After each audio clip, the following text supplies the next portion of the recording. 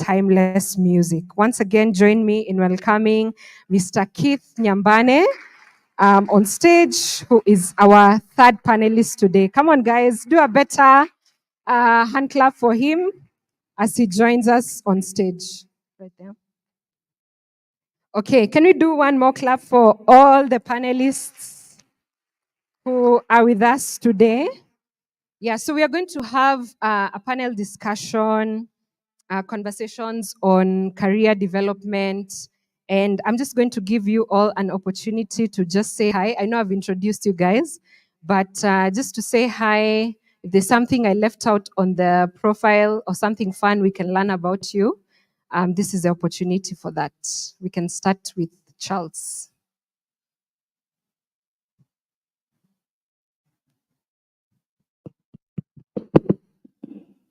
I were asked to say hi. So hi, guys. I'm quite happy to be here, actually. When I was invited by Julia for this forum, I was quite excited to engage young professionals. The professionals are people who offer specialized service. After years of training, you become expert in a particular area, and the expertise continues to grow. And so all of us as professionals have to keep learning. So the small anecdote I can give is when I was a young lawyer several years back, we introduced in the Law Society compulsory continuing professional development. And you had to get a number of CPD units to renew your practicing certificate. And I remember one day we were discussing this in court, and there was a senior lawyer who was very unhappy about this requirement to attend courses and get CPD points. And he was old school. So he said, you see, I got a law degree. I got the power to read and to do all that appertains to this degree. I've been practicing law for many years. What can they teach me? I don't need to be taught. And I looked at him and I told him that as a professional, you have to keep learning. And you can't just learn from yourself, you have to learn from others and the experience of others. And he said, no, I don't think they can teach me. I can teach other people. Why should I be the one learning? And I told him that as a professional, the day you feel you have learned enough and you don't need to learn more is the day you should retire, because you have nothing more to offer to your clients. So I think these opportunities for us to learn are precisely what the essence of a professional is. Someone who's continuing to strive through networking, through engagement, through observation of others, to keep growing and getting better at what we do. So I'm delighted to be with all of you. Thank you. Thank you, Charles. You can go right ahead to Joanne. All right. Hi, everybody. Hi, how are you? Are we looking hungry? It's a pleasure to be here. My name is Joanne Silwe, as has been mentioned. I'm a life and leadership coach. I'm very passionate about personal development. I'm passionate about self-actualization. And we're going to talk a little bit about that as we move through the program, so I'll not preempt that. But I'm so excited to be here. I'm very passionate also about young people. I do youth mentorship, as mentioned from my bio. Our young people are the next generation, and I may not really put myself the under 35 category, but my heart is always forever 21. So something that you don't know about me, I would say my sister is somewhere there in the middle, but we come from a bloodline of 4 different tribes. Anybody who wants to guess? 4 different Kenyan tribes. Anybody want to guess? Masai is one. Samburu, no. Borana, no. Somebody has said Kale. Masai Kale. Kikuyu has been mentioned also. Kikuyu, number 3. Number 4, anybody? The fourth one, Did I'm I going hear to give you cohort? 1,000 bob. Free 1,000 bob for. Be loud. Who? Somebody has said Luya. Yes, Luya. So we have Maasai, Kikuyu, Kalenjin, and Luya bloodline. And so we're blessed. We are pure Kenyans. Yeah, Amen. thank you. Thank you, Joanne. It's good to learn that about you. Yeah, we can go right ahead, Keith. Good afternoon, everyone. If you can see me, touch your elbow, touch your elbow. Tell your neighbor to wake up. If someone touched the elbow on their knee, please remind them lunch is coming. Lunch is coming in a few. Sawa sawa. Bwana sifiwe. For some reason, everyone believes the elbow is here. Was it recorded? Awesome. It's on camera. So my name is Keith Nyakundi Nyambane. I'm very passionate about personal development, like my friends have said. Something interesting. Can you all see a piano, an upright piano on the left side of the room? If you can see it, that's where my music academy dream started in 2013. I used to teach piano. I still do, but not as much. Back then, I was charging 3,500 for 10 sessions, and I felt like a pure professional. I felt rich. And when I look at that, I'm so excited. And I look at this podium. I played piano over here, played drums, and it is out of that a church member came and said, "Keith, I see you making a lot of beats. I've started a studio, and I'd like for you to learn how to do this." And it's from learning music production. I got my first job at 21 as a lecturer. So something interesting about me, if you want a story of the least likely doing the least unlikely in terms of how can someone start from that kind of background, from a single parent family, you just looking around, you're playing around with children, and that grows into a team building company. That's my story. And I believe I resonate with quite a number of us, because not many people start from the place of here's a check to start your company. Here's your, the things that the head starts people get in life. I am a face to what hope stands for, and what the word of God can do to anyone who says, this is the gift you have, believe in that gift, sow it into people's lives, and a harvest of opportunities will come to you. How the team building started was Pastor Juliet Mahugu, who's the senior pastor of now Woodley. I'll get to you shortly. Yeah? I approached and said, "Pastor, I've been doing this for teenagers since 2009. It's 2015. Please allow me to experiment this capacity with your co-workers." And that was 2015. And we did the first team building it wasn't paid much. And after doing that is when I got the courage to say, oh my goodness, this thing can pay. Ever since then, we've gone to KRA, Old Mutual, the big companies, and it all started from church. So to encourage you, you're in the right space, because all of us, we are byproducts of such opportunities where people came and spoke life and hope. And by the grace of God, the Music Academy, I was asking about the piano. The Music Academy now has 700 children. Amen? Wow. And it started from that piano over there. Thank you so much. Thank you, Keith. Let's appreciate all of them for sharing something brief about them and encouraging us as well.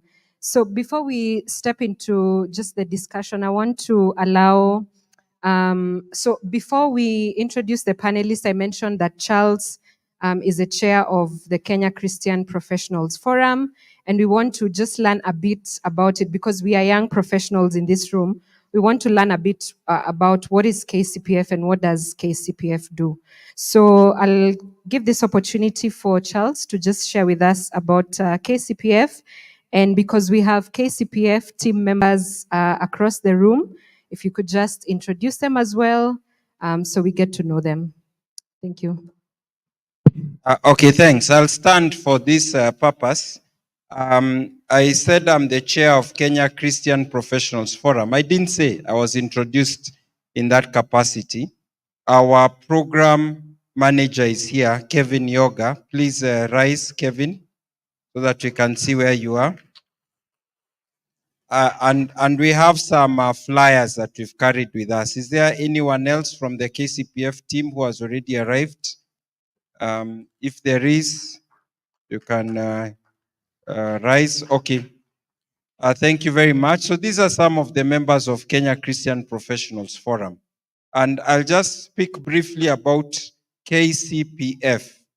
And I will say a few things. Today is 27th of August, 2023. 13 years ago, we promulgated the Constitution of Kenya 2010, a day like today.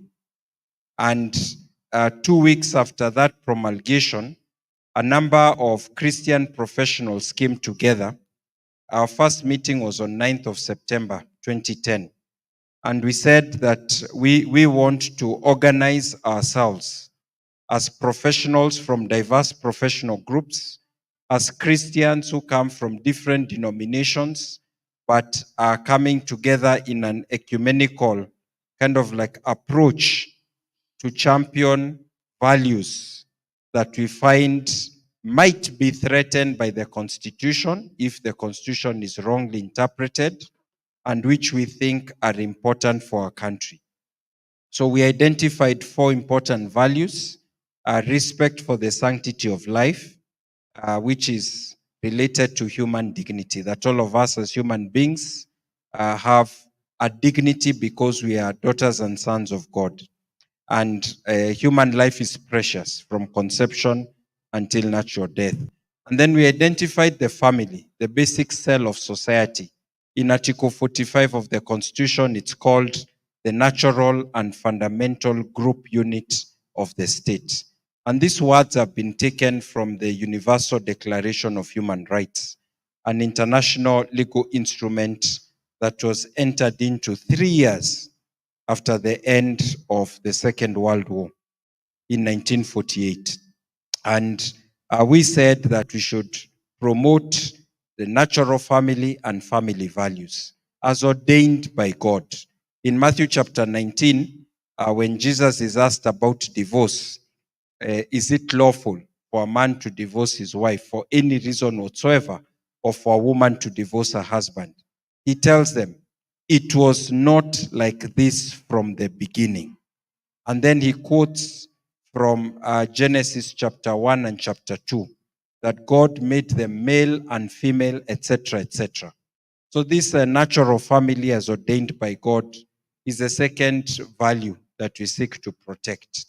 And the third is religion and religious freedom. The space of religion, including in particular for us Christians, a Christian religion in the public space.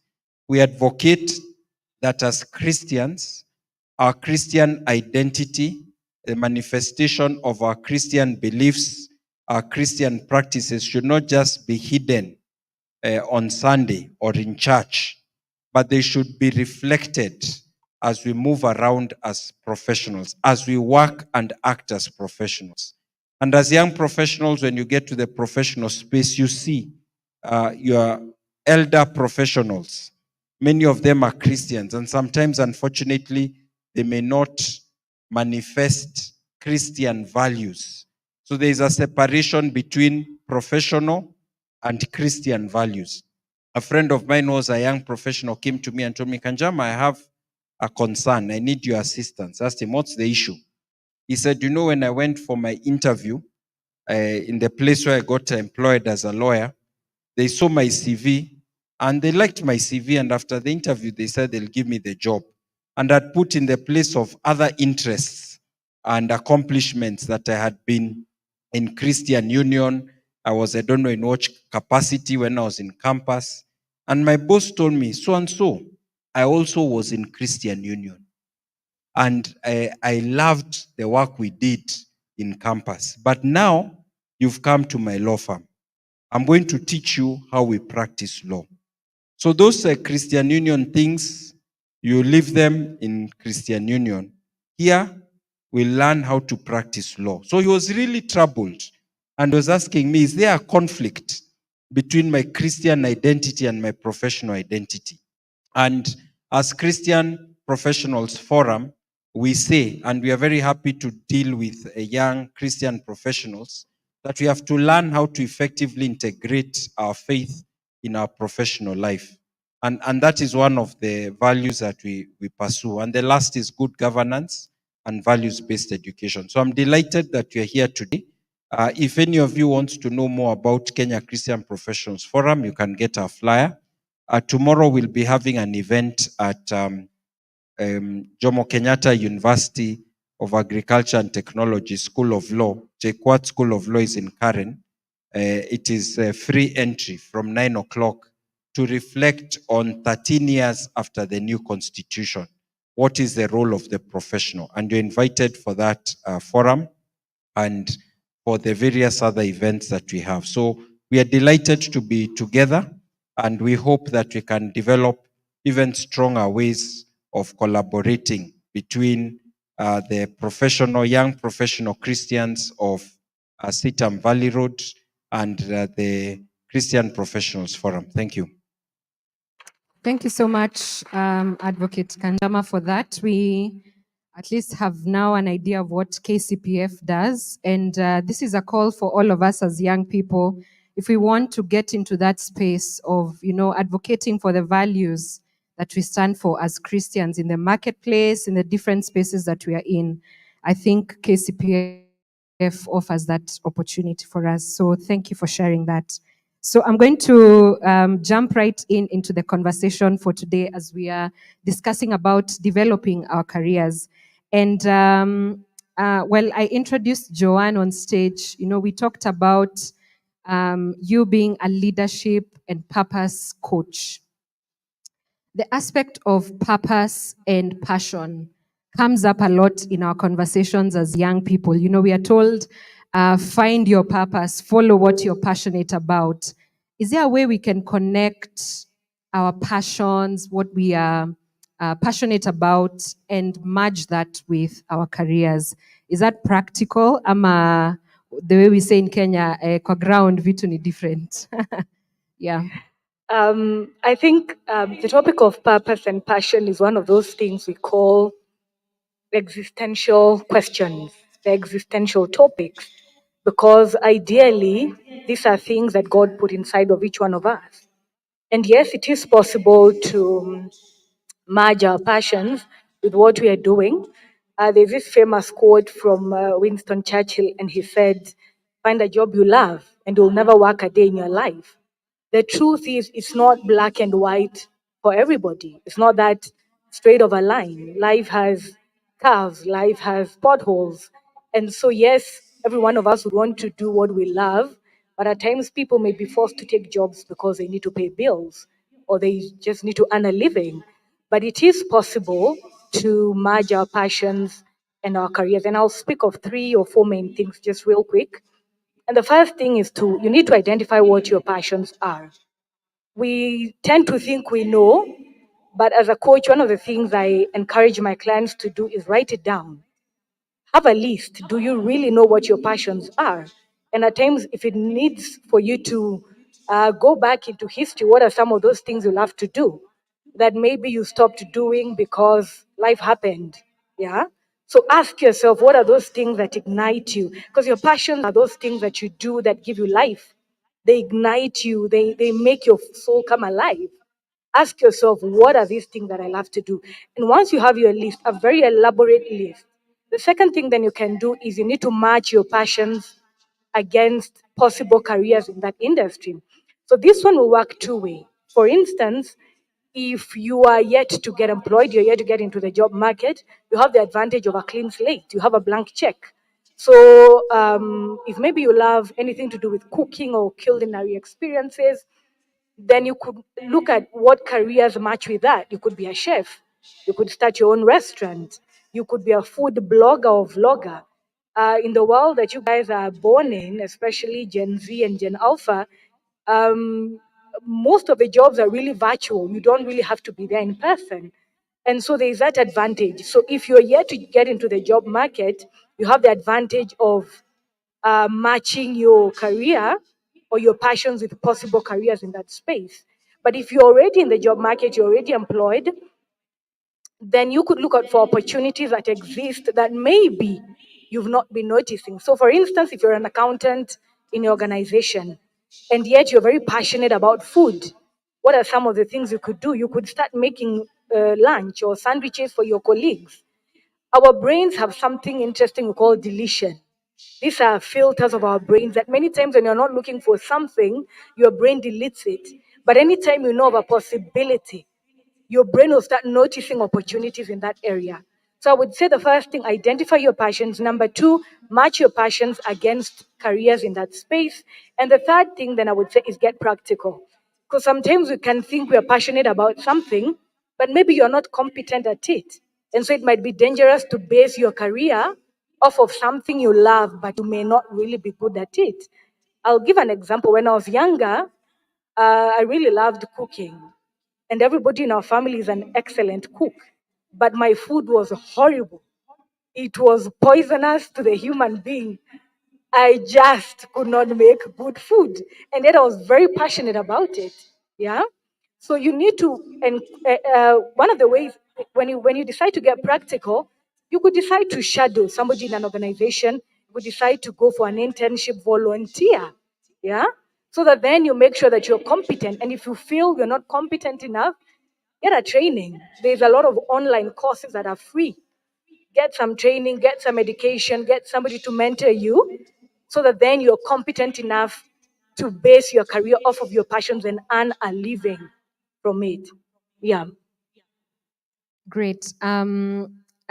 Another question has come up in mind when you've talked about finding the things that you're passionate about. A big question that I have found we grapple with as young people is, how do I discover my purpose? Where to start? Well, because we're in a Christian forum, and basing my career and my company, Posh Solutions, based on Christian values, the first thing I'll always tell somebody is go to God. If, for instance, I do understand as a client you are born again, I will always tell somebody, ask God, start with God. Because what is purpose really? Purpose is your reason, is your why. It's a reason you're existing. Yeah? And so for whoever, for instance, whoever made this microphone had a purpose for it. It was to amplify sound. So the best person to have ever asked this was whoever made the microphone, what was your purpose for creating it? We were created by God. I know we live in a new age where people believe you can create your purpose. And there's a lot of that going around, and I know it's very influential to the young generation. But the truth of the matter is, purpose lies in God. The book of Jeremiah, chapter 1, is a perfect example of purpose. God called Jeremiah and told him, I called you to be a prophet to nations.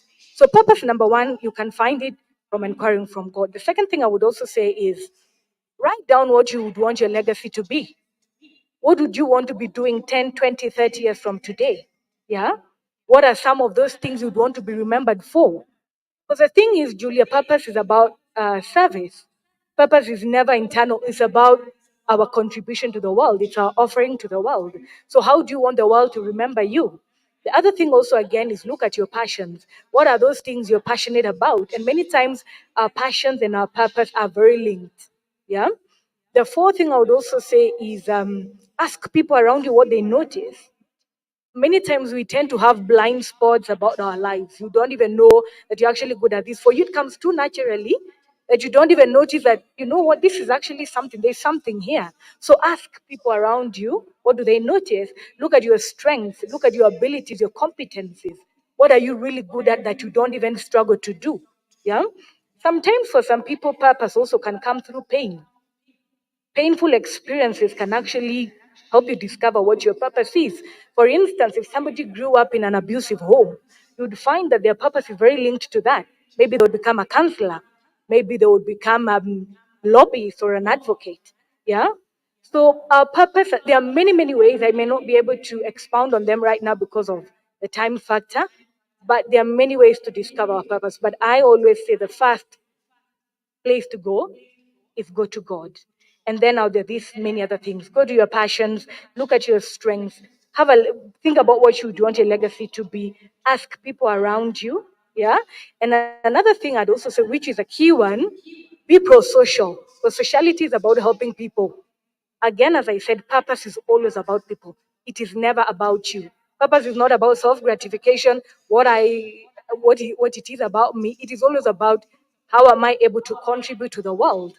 So you could try volunteering. Go volunteer in a children's home. Look at those needs that are around you that really trigger you. Yeah? There are certain needs that I personally see. If I watch it on TV, I get very triggered. And I'm like, God, this is something that I must do. You know? So look at those causes that are very close to your heart. And then they can ignite something in you. And then the journey of purpose, Julia, some people are born knowing their purpose. To be honest, some people know it from a very young age, but not everybody is like that. For some people, it's a lifelong journey. And I look at purpose like at times God can give you pieces of the puzzle that you continue uncovering or discovering as you move along. Yeah. Thank you, Joanne. Excellent words that you have shared there. And I want to pick on what you have mentioned about being social, going out there, building a network. And I want to bring on Keith to just mention to us or talk to us about the aspect of social capital. I actually recently came across a quote from an American author, entrepreneur, your namesake, actually, Keith Ferrazzi. He says that social capital is the information, expertise, trust, and total value that exists in the relationships you have and the social networks to which you belong. And that's something that Coach Joanne has mentioned about asking the people around you, but you have to build your social capital first of all. So just talk to us a little about social capital and how we can grow our careers as young professionals through building our networks and our social capital. Thank you, Julia. I'll talk about two types of currencies that exist in every society.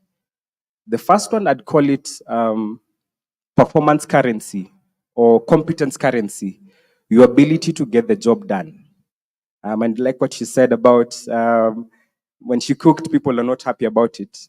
So to improve or strengthen that currency, she mentioned about serving someone, go learn from someone else. So performance currency is the first way in which we get to strengthen our social capital.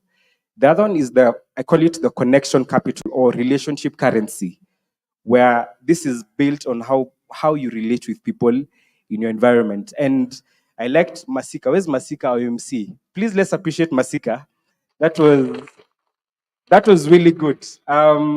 He talked about go and talk to someone, give them your business card. Those are things that the church gives you a platform in which to build your performance and relationship currency in a safe and cushioned environment. The mistakes I did while practicing team building on church groups, that if I did them in a corporate setting, I would be sued because of the kind of jokes I was making. So the church was a safe space to strengthen my performance and relationship currency. And specifically, there's a slide. I hope we can cast it on the screen. How do you spell the word ladder? LADDER. The L, I would call it look at the person. Anytime you're having a conversation, let me talk about the relationship currency. L, look at the person. Eye contact is important.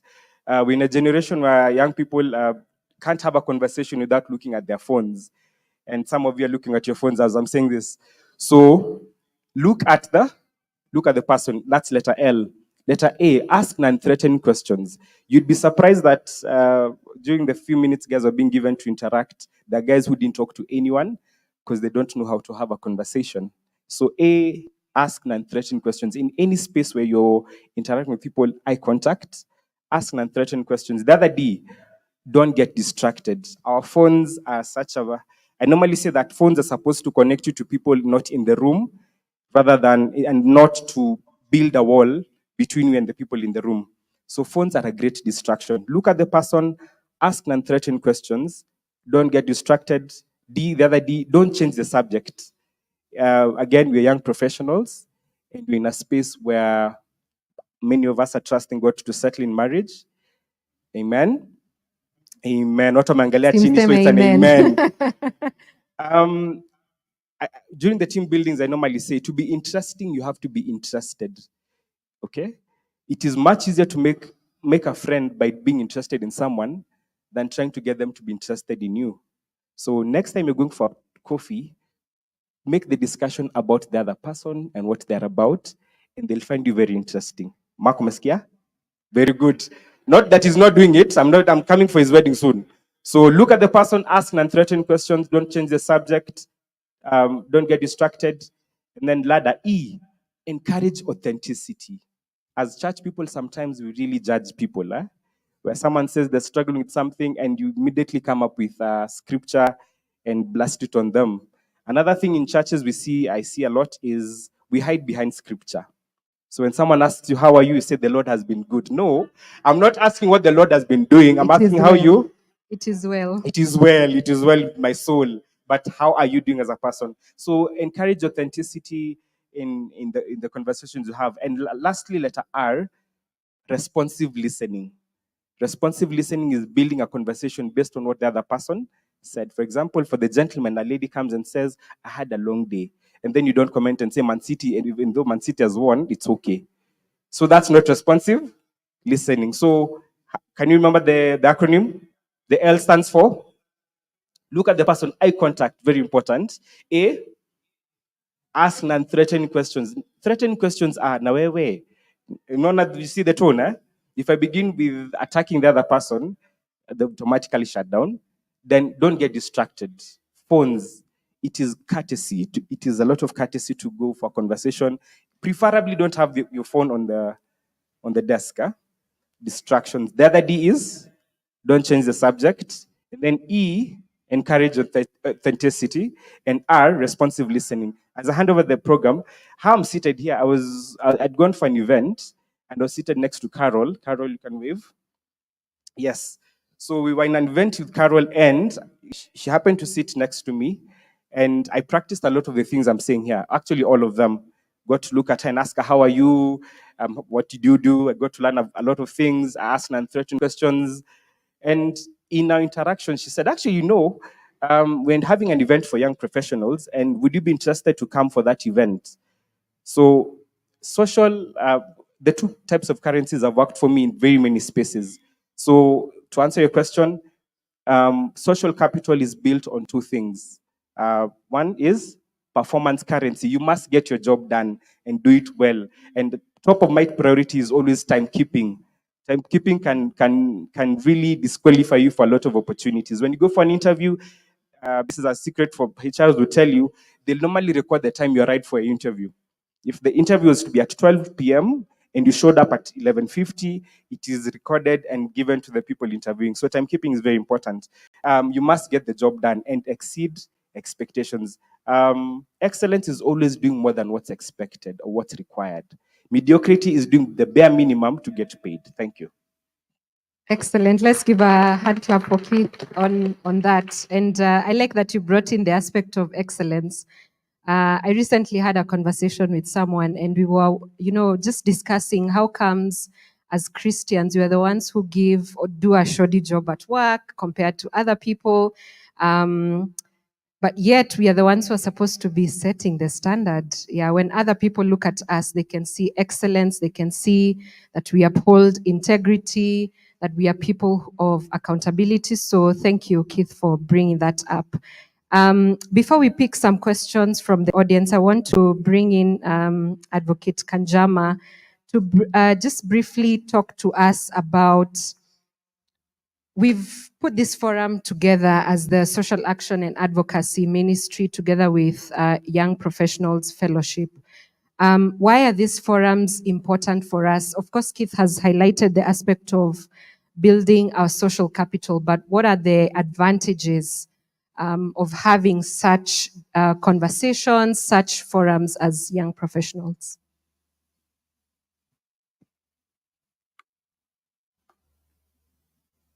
That's an interesting question. I have been in a number of professions since I finished campus and I became a young professional. I remember I'll share some of my experiences. I remember I'd been an advocate for maybe 3 years. I'd been a lawyer, and one of my friends told me that, I joined a committee of the Law Society. In fact, it was called the Legislation and Law Reform Committee. So I was quite curious, and I asked him, "So what do you do there?" Me was just hustling, focusing on my career, and in the job that I was doing in the company that had employed me, and I was struggling to cope. I thought that I was too busy actually trying to become a better lawyer, because that was my primary profession. And then he told me, you get an opportunity to connect with other people. Some of them are your seniors. Opportunities will arise. And then you give back. You don't just go to these networks to receive, to connect. You give back to the society, because this is your professional body. You can give back to them. And he also told me that it's always good. Every place you go to, you try to leave it better than you found it. So we've now joined this profession. Let's try to make it better than we found it. And we could all see several things we didn't like about the profession we had joined. And there's no profession or job you do where you like everything about it. There are certain institutional arrangements, certain processes that you don't like. And sometimes we take it for granted. We view this as it's part of the job. You have to take the positive and the negative.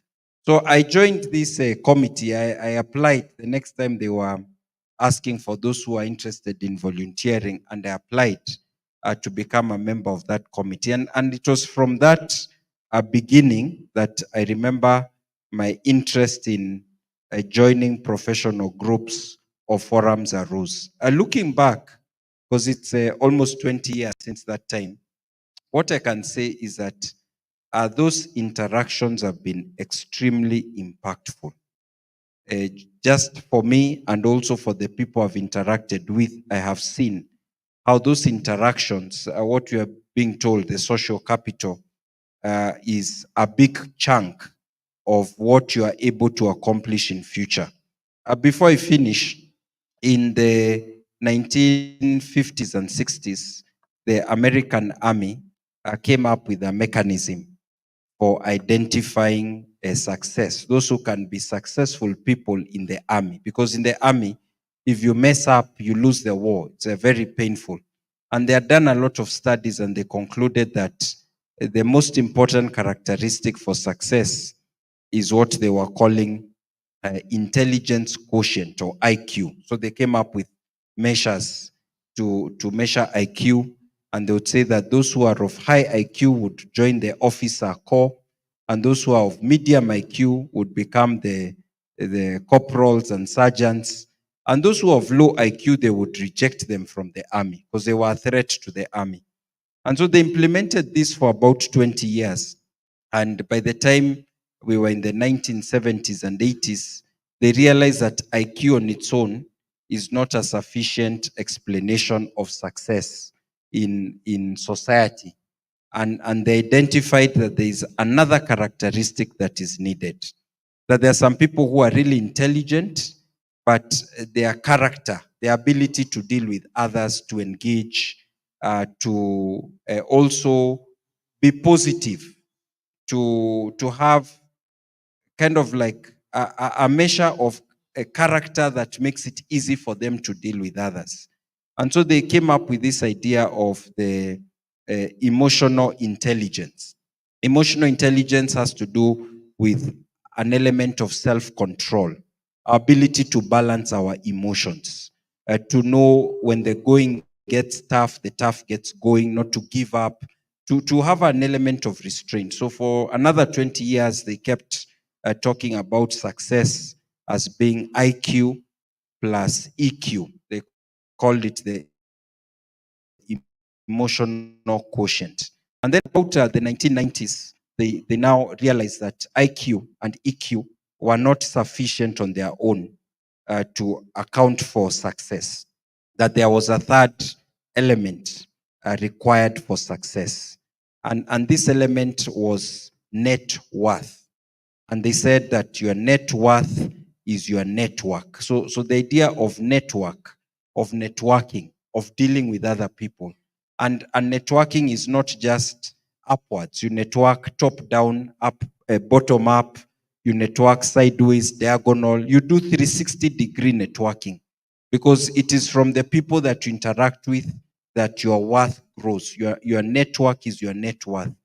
And so in the 1990s, in the early 2000s, there was a lot of talk about social capital, which is precisely what you're talking about. And so the formula for success is now IQ plus EQ plus social quotient, which is the SQ. But before I finish, they have found the fourth and final, I believe it is the final measure of success. They realize that there are people who have IQ, they struggle, they go to school, they study, like all of us have studied to become professionals, to build their IQ. They try to build their character, emotional quotient in interacting with other people, and they also are networking. So they seem to have all the measures of success.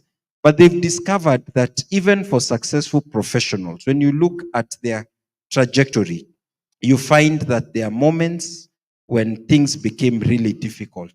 Some of the greatest models, whether it is the top athletes, the top business people who are running big companies, all of them, when you study their life history, you find there are moments they were about to give up, when the going got tough. And so there's this lady called Angela Duckworth who did a PhD just around the early 2010s on the question of what makes some people endure difficulties until they succeed and others don't. And of course, example, the way you've been socialized, what you observe from others is very important. And she wrote a book called Grit, The Power of Passion and Perseverance. And this has given rise to the fourth quotient that is important for success, which we learn again by observing others and networking with others. And it's called the adversity quotient. So now they're saying that the four requirements for success, whether it is in our professional life, in our Christian experience, in our family life, is IQ plus EQ plus SQ plus, which is the last one? AQ. Yeah, so intelligence, the mind, then emotional quotient, which is the character, the way we regulate our behavior, punctuality, interactions with others, and then social quotient, the way we network and we deal with others. And not all of us feel like interacting with others, because based on your temperament, there's some people whose temperament, they enjoy crowds, they enjoy dealing with others. But even those who are more introvert need to put an effort, because the social quotient is important. But all of those, even when you put them together, you don't get success at one point. You have to keep at it. And that is why the adversity quotient is the last quotient measure that ensures our success. Thank you. Let's appreciate Advocate Kanjama on that. So the measure of success, what's the formula for that? IQ plus EQ plus SQ plus AQ. Good. I can see people are awake. So I want to just quickly ask if we can pick some questions from the audience. And maybe MC Masika can help me with that, together with Zach, if he's around. Any questions that we have around the room?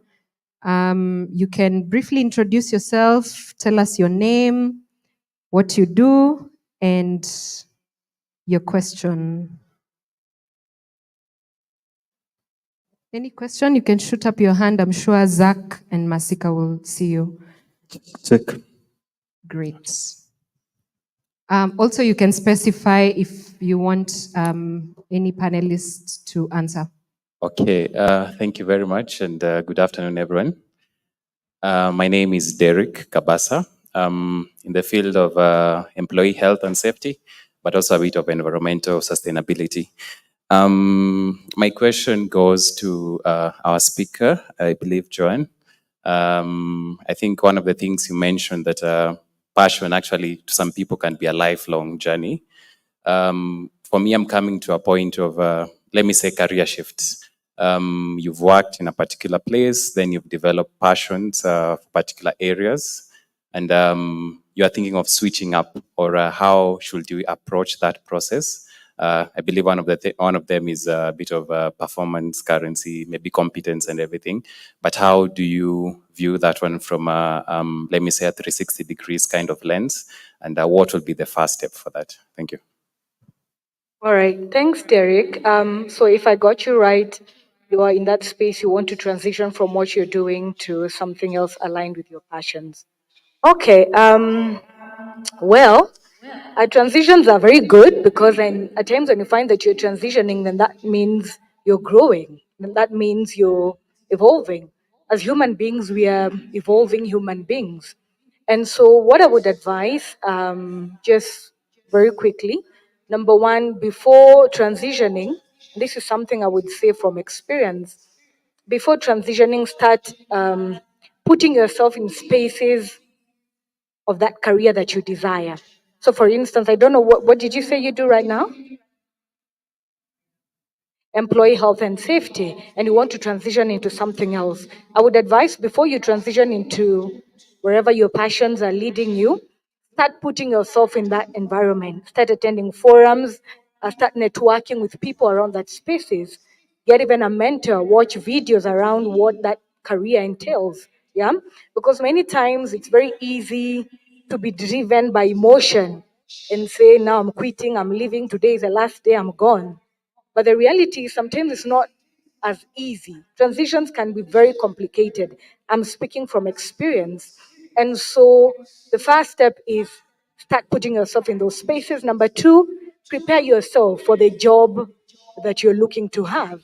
I always tell my clients if one day you look forward to being a CEO, start talking like a CEO, dress like a CEO, you know, adopt that mindset of the job that you want to have. Yeah, then that way you would your mind is already internalizing what you want to do. Also have your resume ready. Nowadays we have all these coaches and consultants who can do your resume for you, cover letters. Yeah, so be prepared in advance. Yeah, so once you're prepared, once you're interacting in those spaces, then now you can move forward to the next step of beginning to apply. Yeah, I will never advise people to leave work first to go in search of another.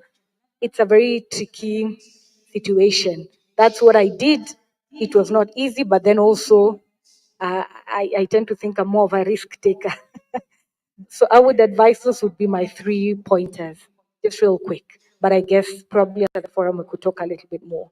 Yeah. Thank you, Joanne. Let's appreciate Derek for that question. There's another question right at the back. Good evening. My name is Joseph. My question is directed to Advocate Charles Kanjama, Senior Counsel. And I'd want to ask on the success formula, particularly the third and the fourth element on EQ and AQ. So on EQ, this generation, our generation, that is the Gen Z, we face a threat in social media where people would really want to express their emotions in the media and social media. So my question is, how do you nurture that ability to control yourself, to have prudence, to have the ability to control that emotional outburst? Because sometimes we face adversity before even the growth of that emotional conscience. So how do you grow that emotional conscience? On the fourth element, the last element, that is AQ, my question is, do you have specific circumstances in your life as a lawyer, while you're growing up as a young lawyer, where you faced adversity, and in such, you've been able to tackle adversity, hence you've been able to develop your AQ. And because I also look up to you a lot, and I would want to hear from you on those two grounds. Great, thank you. Okay, so those are interesting questions. After reflecting on this success formula, I realized that this success formula, the modern people, by coming up with these 4 measures or elements of success, they are just reinventing the wheel. 3 centuries before Christ, there was a Greek philosopher called Aristotle. And after reflecting on human nature, he concluded that the excellent life, or the good life, or the perfect life is contributed by 4, what he was calling them, 4 cardinal virtues. So cardinal is a word in English that comes from a Greek root, cardo, which means hinge. So the 4 cardinal virtues were like the main good habits that human beings should develop because they are the foundation of all the other habits. And according to Aristotle, for one to be effective in whatever they do, they have to build good habits. Good habits make it easy for you to do the right thing. And the people who fail to build good habits that you're calling virtues end up getting into bad habits that you're calling vices. So for Aristotle, there were 4 cardinal virtues. And he actually analyzed the virtues. According to him, the human person has 4 major powers: the intellect, the will, and then 2 kinds of appetites: the appetites that seek pleasure and the appetites that pursue a difficult good. So the virtue of prudence, according to him, was a virtue that relates to the intellect. And it has to do with right reason, making the right decision. And everything we do involves making choices. And people who are rash in the way they decide on things, like in social media, there's encouragement for instantaneous action without reflecting what will be the impact of what I say. So it is many years later that your social posts on Twitter, on Facebook, or wherever, they come back to haunt you. The character or personality you have built in those unrestrained moments comes back to bite you.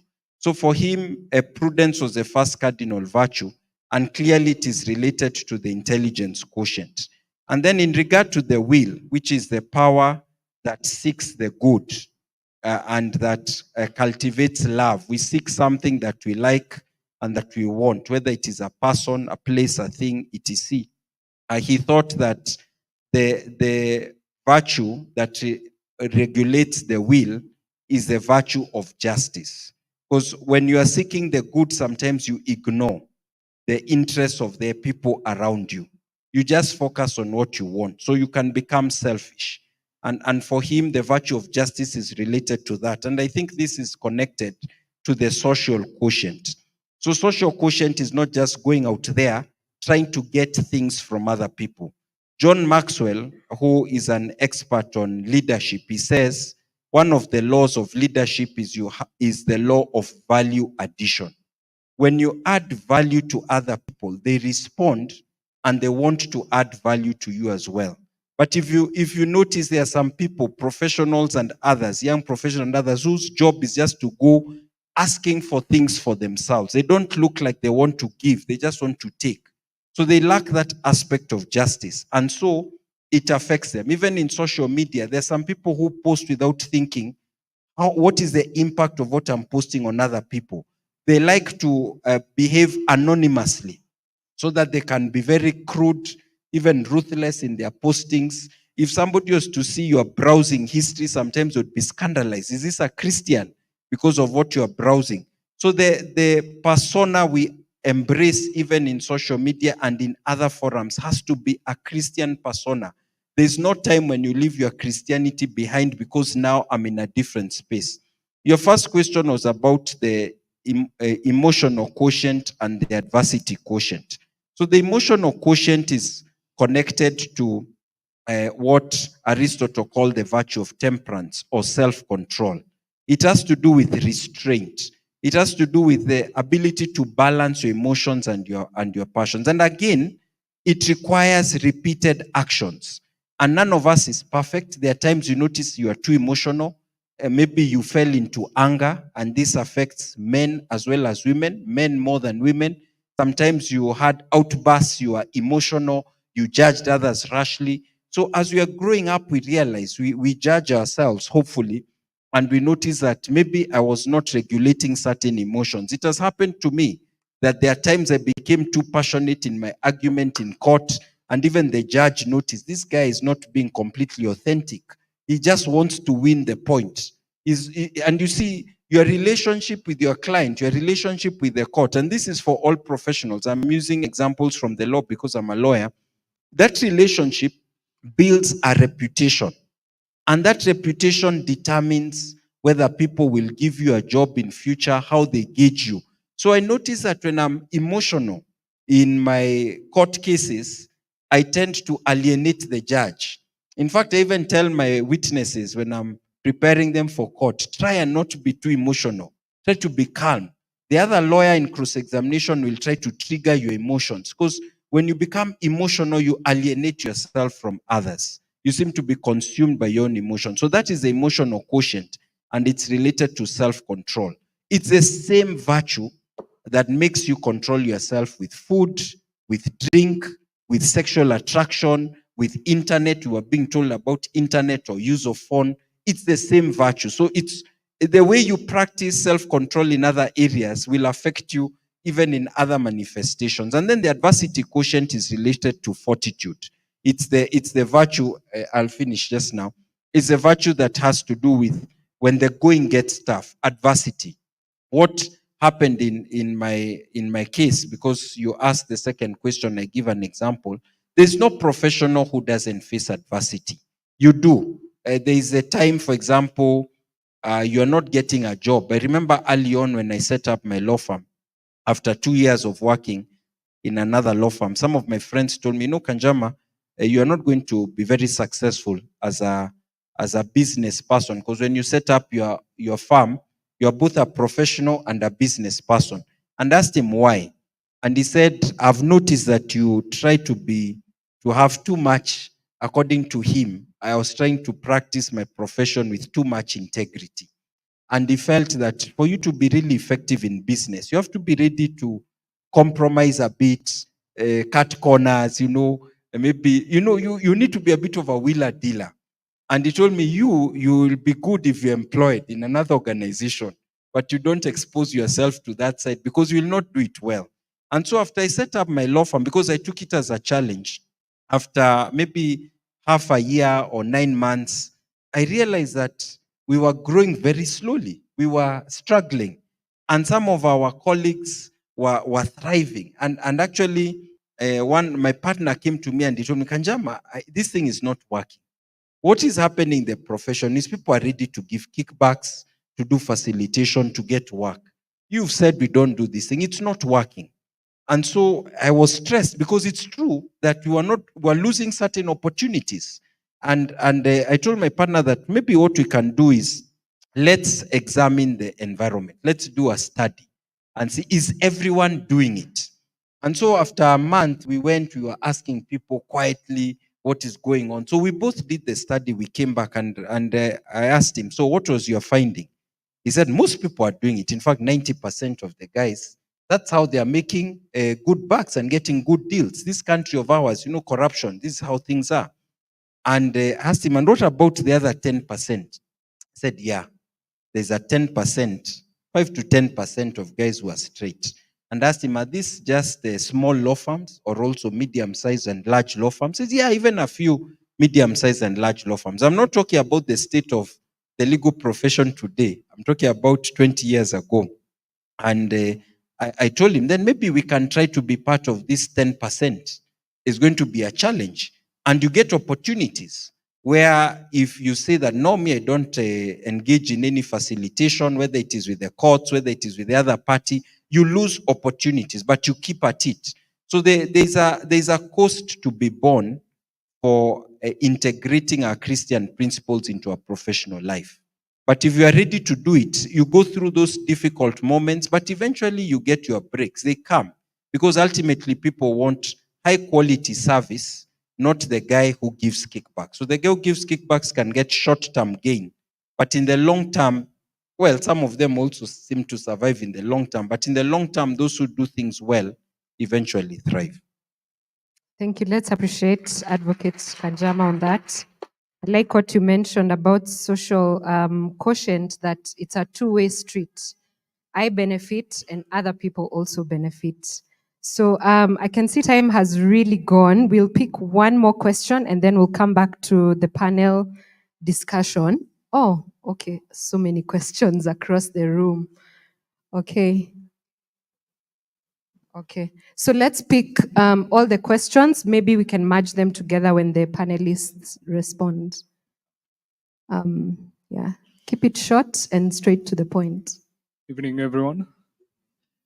My name is Brian Ngumi Mundia. I am in the field of electrical engineering. I'm getting into beginning my career, and I have this question to pose to Ms. Joanne and also Advocate Charles Kanjama. Sorry. Within my profession. Okay, I'm speaking this in relation with KCPF, and what I'd like to also know if it can assist. There are so many licenses here and also so many regulations that even forbid, okay, not forbid, but inhibit somebody from even beginning their profession. It's kind of weird. Like, for example, in my situation, I can't practice unless I have like 4 licenses. Now, I don't know what maybe you can advise or assist or show some how it happens for those who are already practicing. I'd like to know and also be able to maneuver. Thanks. Thank you for that. I think he's talking about associations, professional associations that require, for example, an individual to be licensed in order to practice, and that looks like inhibiting to young professionals. Maybe you can respond to that after we pick the other questions. Okay, good afternoon. My name is Maureen Alwach. I'm a software engineer, specifically in the Business Central ERP space. So my question is to Joanne. So for people with maybe an introvert personality who'd want to maybe explore and public speaking and areas that expose you to different masses, how do you go about that? Thank you, Maureen, for that question. Can I pick 2? Okay, 2 last questions. Good evening. My name is Caroline Boku. I am an advocate. I'd like to thank the panel for the presentations. They were nice. Some years back, I actually had to pay for exactly what you're talking today. And so you guys are lucky. You get it for free. Just to my senior, Kanjama, yes, whatever you said is true. When I started my practice, just realizing that running a Christian-based practice is hard. But yes, we try, and I'm sure with time the farm will grow. And apart from that, what Joanne has said is also true. And in fact, the basis for you realizing your passion is actually the parable of the gift, where your passionate pursuit, those are the gifts that God has given you. And so once you realize your gifts and you go after them, that is your purpose. The moment I realized that, I found my purpose and I went after it. So just to encourage you to put in effect what you have learned today. Thank you. Thank you for emphasizing that. The one question, and then we get back. Thank you. My name is Doso Radido, Operations Director at Zion Paul Publishers. Okay. I thought I was tall enough seated. I guess I'm towering now. Everybody can see me. There's a famous quote by Albert Einstein when he was asked by one of his assistants, I think. He was giving out an exam, and then he was notified that looked like he had given the same exam that had been done a while ago. And he gave an answer saying, the answers have changed. So in that context, and looking at how the situation looks like right now, a while back we used to hear the ground has shifted.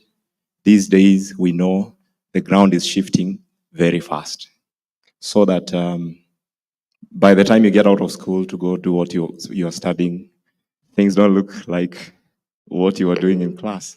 So I want to hear the advice of any of you about the answers that must be given to this new reality, because the past reality where you would go to school and finish and come out there and get a job, we all know now that sometimes you will not get that job. You'll have to create that job and see how to help yourself together with some other people. So within that framework of the answers have changed, how can you advise these people and the people of the future? Because these guys are still here for some time, maybe another 20, 30 or 40 years in the field, and the ground will keep shifting and fast, because these days it is not just internal influence within the country that shapes the working space. We have the global influence of the local context. So I would want to hear your thoughts about that. Thank you. Okay, thank you. I think we can handle the first question. Charles can handle that on professional bodies that seem to inhibit young professionals because of the licenses and accreditations that are required. And then Joanne can handle the question from Maureen. I'm an introvert. How do I go out there to network? And then finally, Keith can answer the last question. The answers have changed. How do you approach that?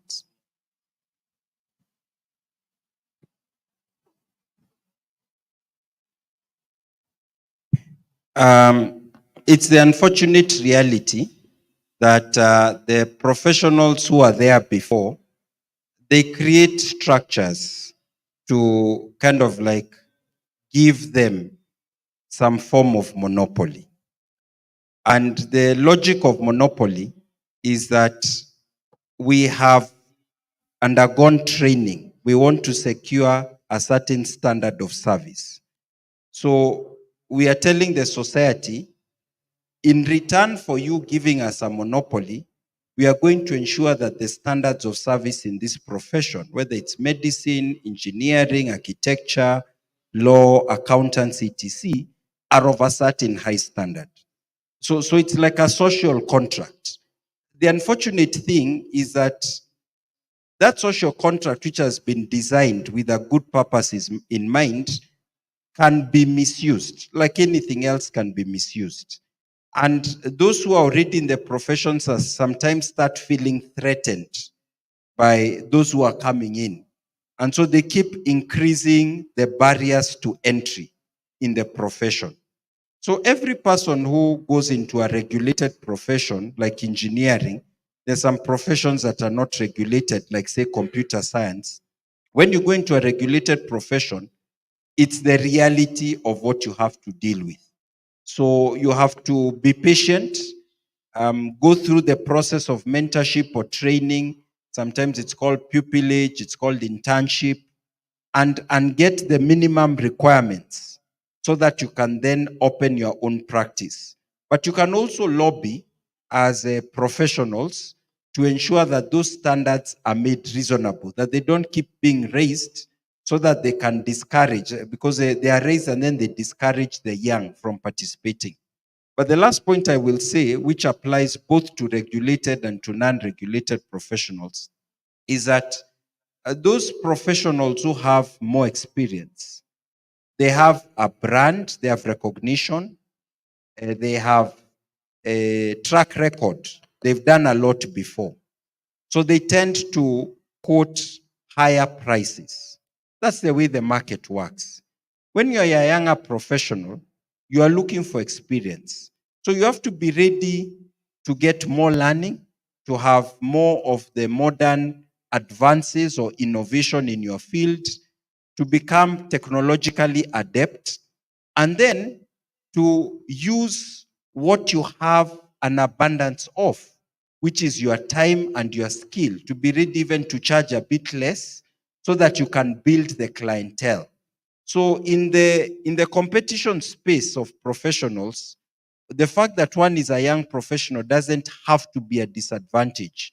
The older professionals, they utilize their advantages. And when you're a young professional, your advantage is the latest learning, adeptness in using tools and technology, ability to charge less, to deliver faster. So you leverage on what you have, and that issue of the license will eventually become just one of the hurdles that you have successfully overcome.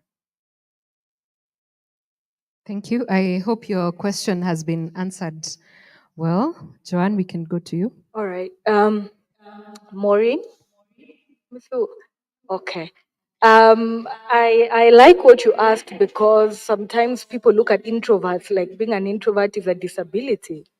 I'm an introvert myself. I really love my space. I love being in my zone because then I'm very creative in that space. But many times we have been made to think that being an introvert can make a good leader. That's a lie. Great leaders, many great leaders were actually introverts. And you see, one of the things I would tell you is start with your mindset. What are the beliefs you believe around being an introvert? Yeah. What are those beliefs that maybe people have fed you, or even maybe you've convinced yourself that being an introvert is this? Oh, I was told.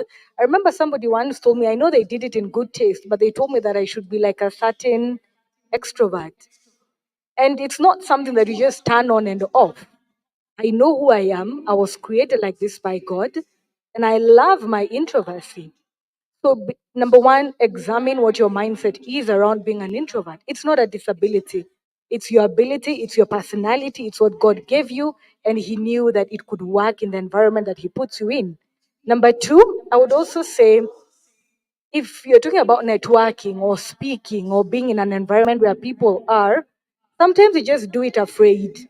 I think there's this famous quote that people said, courage is not the absence of fear, but it's actually doing it still afraid. Yeah? Do it afraid. Even for me to sit here in front of people, many years back, it probably would not have been possible. But I learned to do it afraid because I'm not afraid to fail. One of the things I coach my clients is don't fear failure. Failure is a great lesson. I embrace my failures absolutely wholeheartedly.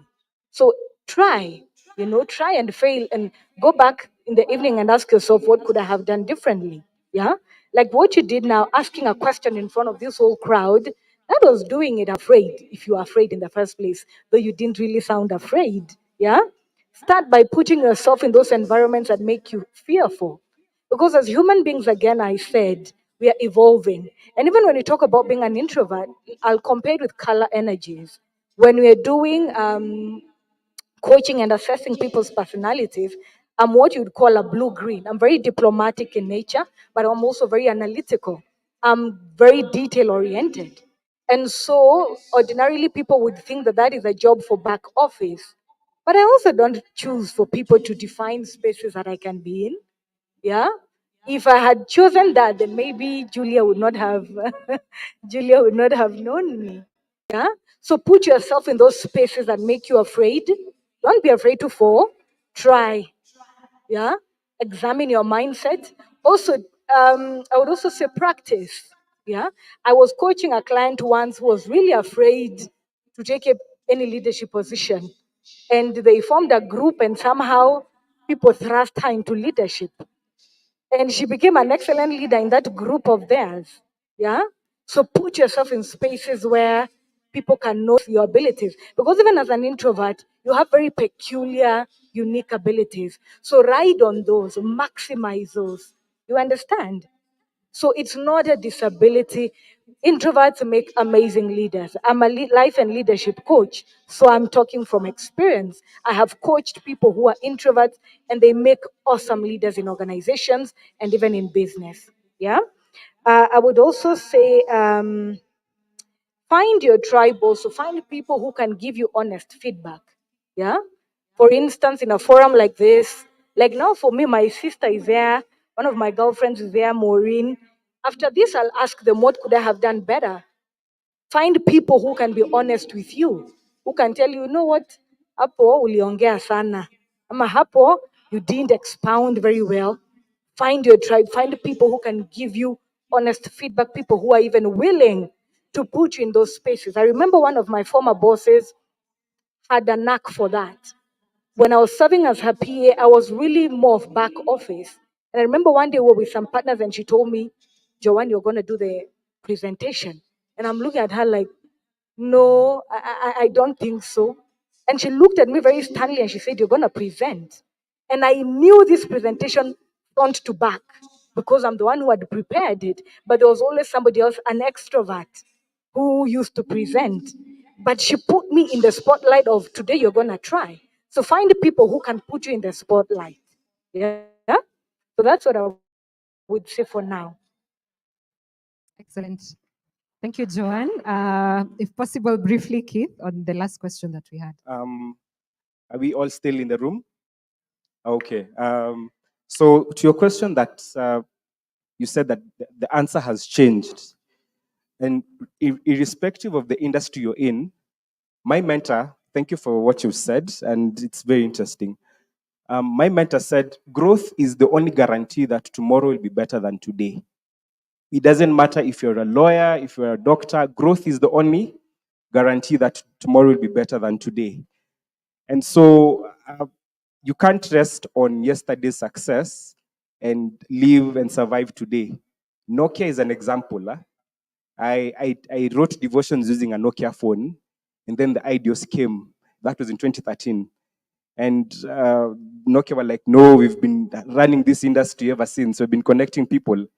And kidogo kidogo, Nokia was undone. IDEOS came in, and then IDEOS stayed comfortable, get replaced like in a Samsung. So in every industry, growth is the only guarantee that tomorrow is going to be better than today. And so specifically for you as a professional, I love studying with acronyms because it helps me to summarize a whole book. We talked about ladder before. This time I want to share an acronym of a book called Great Leaders Grow by Ken Blanchard. It's a green book. It's a very nice one. And he said that to grow, you need to do 4 things. He said you need to gain knowledge. He said you need to reach out to people, networking. Open your world.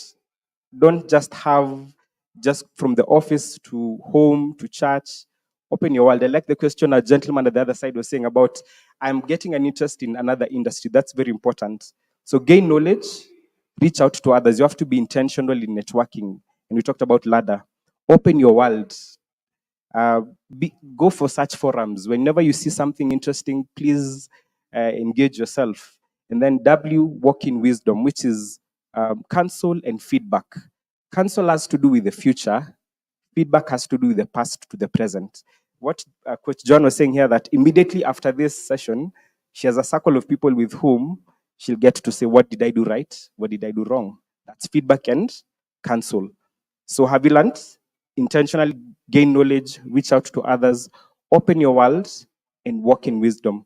And I specifically would say you need to cultivate your soil. SOIL. Again, those are like 5 books I've summarized. The S is you have to understand yourself. Do self-analysis. Coach Joanne will be a great resource. If you want the history, our lawyer is here. Self-analysis. Then others, you have to understand other people. You have to understand the temperaments. I had a mention in passing the different types of colors. I hope she gets time to talk about it. The yellow, red, blue. It's a very interesting study. Others, you have to understand the people you work with.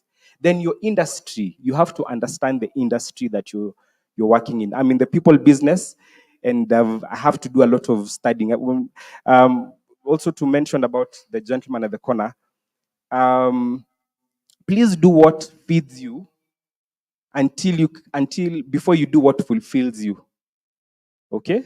You must do what feeds you before you do what fulfills you. Because you can quit your job in pursuit of what fulfills you, and then it takes such a long time before that passion can pay your bills. My mentor, I have quite a number of mentors. Another mentor said one of the mistakes young people make is they quit their job in order to start a business. He said a better approach is start your business, and when the business can support you, then quit your job. For him, by the time he was quitting his job to do what he's doing, his business or his career was paying him 600,000. So you first do what feeds you until what fulfills you can feed you, in that order. Unless you're fired, because there are instances where people are fired, then you maybe you have such an instance. But if your boss has not said go home tomorrow, then take the money from there's a slide on the financial council. I hope you can be able to share it, but if you don't, it's still okay. So we've talked about soil, we've talked about grow, gain knowledge. You have to be in the know. L is leadership. Thank you. So you have to study leadership, and the 3 levels of leadership you have to be in: how you lead yourself, how you lead a small circle of people you're in, and the corporate space. In the team building industry now, which I'm in, I have a very solid circle of leaders I work with. From last Saturday up to till yesterday, we've had 7 events. And as an individual, there's no way I can have 7 events and a music academy running. So I have to understand myself, my temperaments, I have to understand others, I have to understand my industry and leadership. And by doing that, you will grow, because growth is the only way tomorrow will be better than today. I hope I've answered your question and everyone else's. Thank you. Thank you so much, Keith. A better clap for the ones who asked the questions and also the responses. Great. So time is not on our side. I want us to just have 1 minute of each of you just sharing a parting shot. There's so much we would have loved to talk about, but because of time, we'll not be able to cover all those things.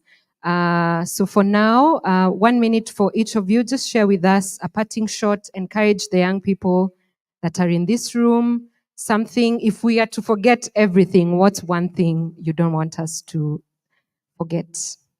We'll start with Advocate Charles.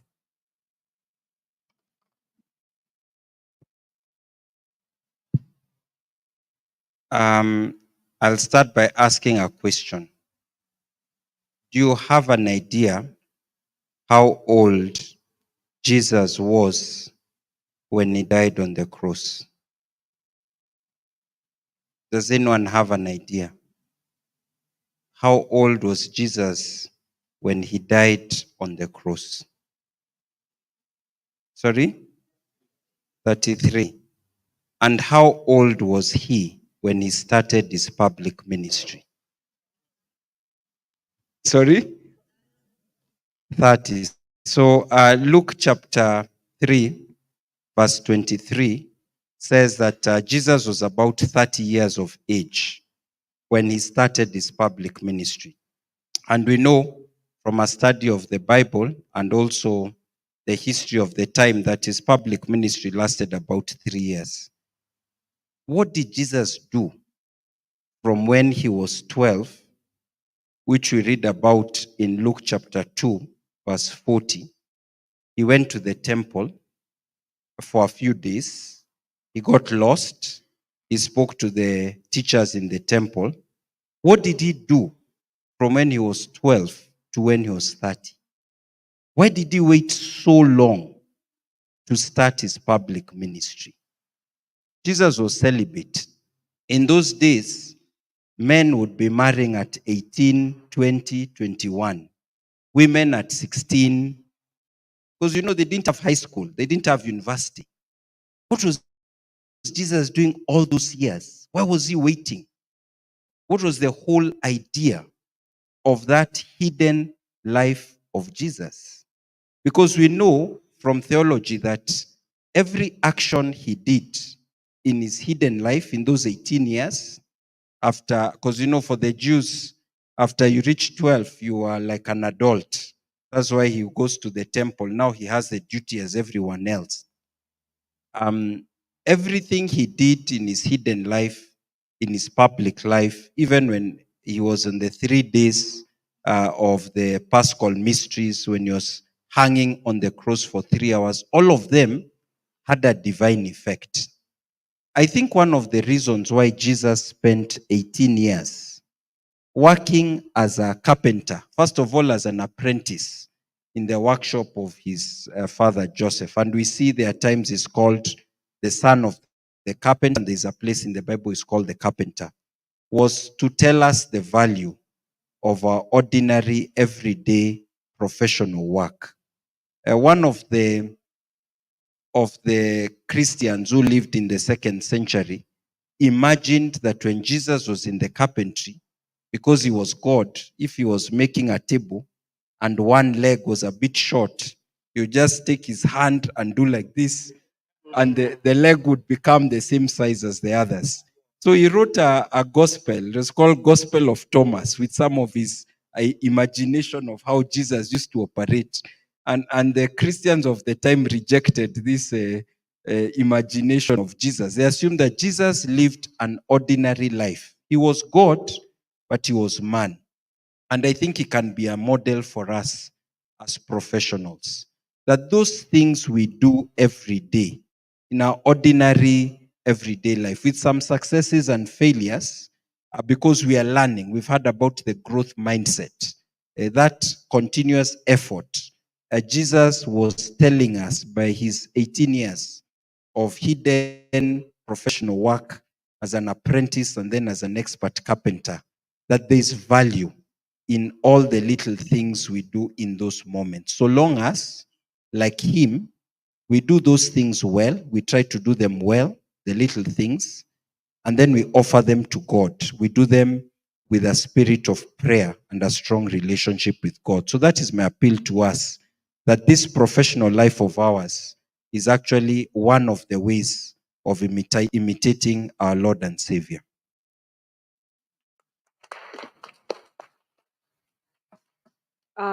I really love what you said, Charles. My parting shot here. Who watches the show Young Sheldon? It's on Netflix. Yeah, people who love comedies. We are proud. We lift up our hands. Young Sheldon fans. All right, cool. So I'm gonna get my parting shot from an episode I watched on Young Sheldon season 2. It's a spoiler alert for those who haven't watched it. I would recommend you watch it. There's a lot of back and forth about God, but there's something really profound that I had. In one of the episodes, Sheldon is this young, brilliant genius. He's a kid, and he's a genius. And one of his role models was Albert Einstein, who was a great scientist in the 20th century. And so he decided he wanted to be exactly like Einstein. So what did he do? Einstein was a German, so he decided he also wanted to become Jewish. And he called a local temple and he spoke to the rabbi. And this is the parting shot. The rabbi told him, after the rabbi had his predicament, the rabbi told him, be your own man. And he told him, Sheldon, listen. One day when you stand before God, and mind you, in this show, Sheldon doesn't believe in God, but he told him one day when you stand before God, God will not ask you why you are not Albert Einstein, but he may ask you why you are not Sheldon Cooper. And for me, that was such a mic drop moment. And that is what I want to leave with you today. One day we will stand before God because God is an investor. God is a very, very wise investor. And every one of us in this room has an investment from God. He's invested in you gifts, abilities, talents, competencies, abilities, capabilities, mindset, personality. And one day God is going to collect. I think one of the ladies mentioned about the parable of the talents. We're told that the owner of the house came and he demanded, what did you do with what I left with you? One day God is going to demand what he left with us.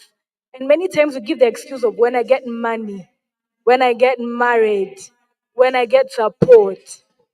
What is that staff in your hand? When God was calling Moses to lead the people of Israel out of Egypt, he didn't go and ask him to go and start, I don't know, doing what. He told him, what is in your hand? I'm going to use that. So don't wait for that day. Don't postpone. Today, what you have in your hand, your brain, there's that Swahili saying that used to say, akili ni mali, akili ni nywele, or is it, kila mtu ana yake?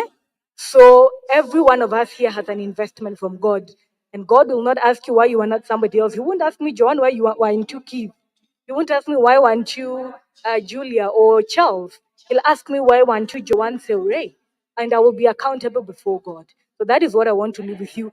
Be your own person. Whether you're a lady, whether you're a gentleman, be your own person, because one day when you stand before the King of Kings, he's coming to collect what he invested in you. Are you a good investment or are you a bad investment? I pray we are all good investments. Thank you. Amen. Thank you. Thank you, Joanne and Mr. Charles. Success is hearing, "Well done, good and faithful servant," from the King of Kings and the Lord of Lords. That's the ultimate accolade you'll ever receive in this life. Um, I've discovered that success is born out of excellence, and excellence is born out of passion. Passion is born out of purpose, and purpose is found in God. So God will show you your purpose. Out of your purpose, you'll be passionate about it. And as you pursue your purpose with excellence, pursue your purpose with passion, you'll become excellent at it. And when you're excellent at it, you'll stand before God to hear, "Well done, good and faithful servant." Thank you so much. Thank you, Keith. Thank you so much. That was brief and straight to the point. I hope we have learned so much. There's so much wisdom that was being poured here on stage. And I want to appreciate each one of you for just sharing with us from the questions that we had from the audience and also things that you prepared to share with us. We truly, truly appreciate. And I want to see if people have learned something by the end of the session. So for 15 seconds, just turn to your neighbor and share one thing you're carrying home from this discussion. Just one thing. 15 seconds. Thank you. You're a good storyteller.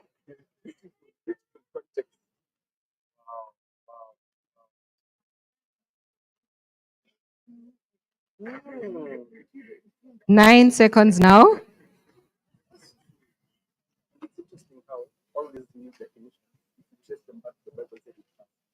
6 seconds.